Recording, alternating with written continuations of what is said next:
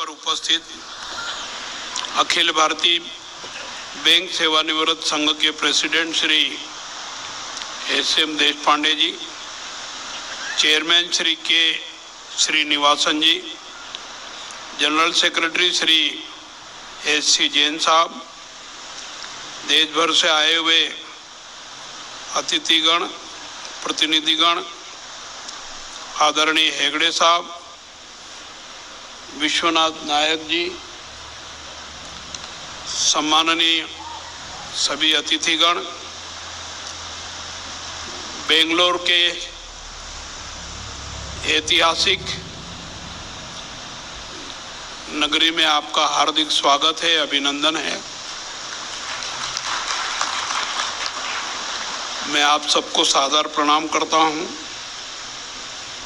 मैं इस 3 दिवसीय छठे त्रिवार्षिक सम्मेलन में पधारे हुए सभी महानुभावों को सादर प्रणाम करते हुए अभिनंदन करता हूं और ये कहता हूं, प्रसन्नता का विषय है कि इस त्रिवार्षिक सम्मेलन में आप सभी का यहाँ आना हुआ।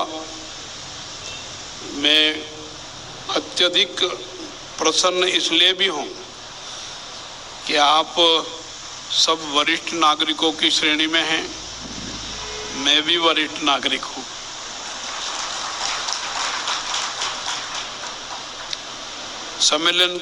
सम्मेलन में देश के अधिकांश राज्यों से लगभग 2 दर्जन अर्थात 24 राज्यों से आप पधारे हैं। बैंकिंग सेवा में आपने महत्वपूर्ण योगदान दिया है और आपके योगदान के कारण दुनिया में देश की अर्थव्यवस्था सुदृढ़ है।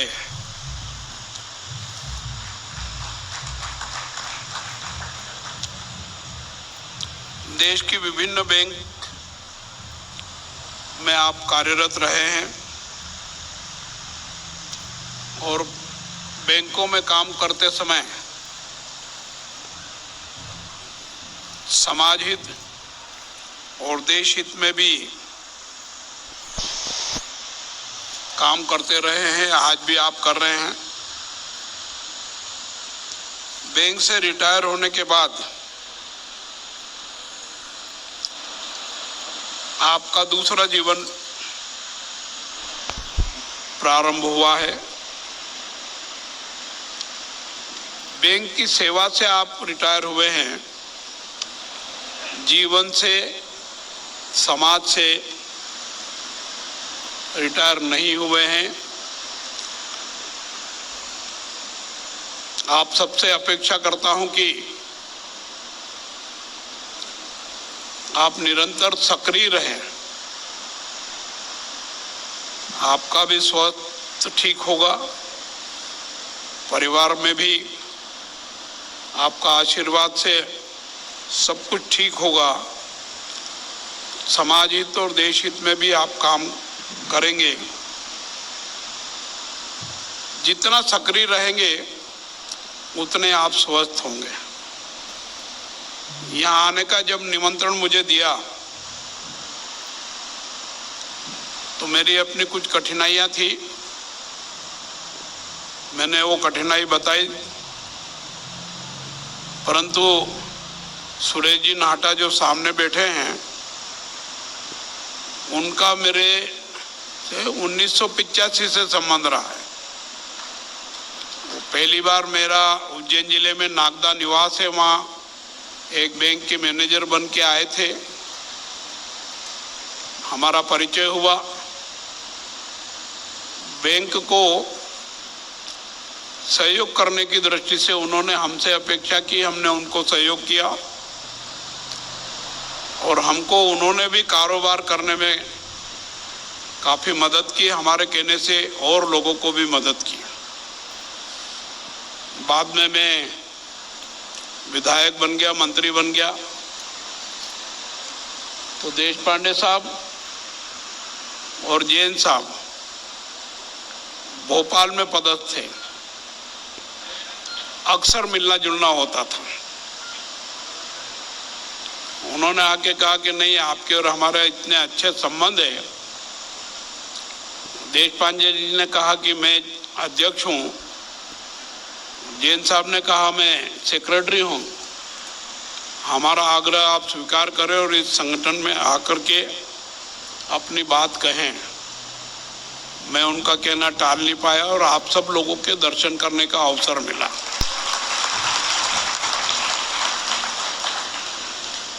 मैं प्रारंभ से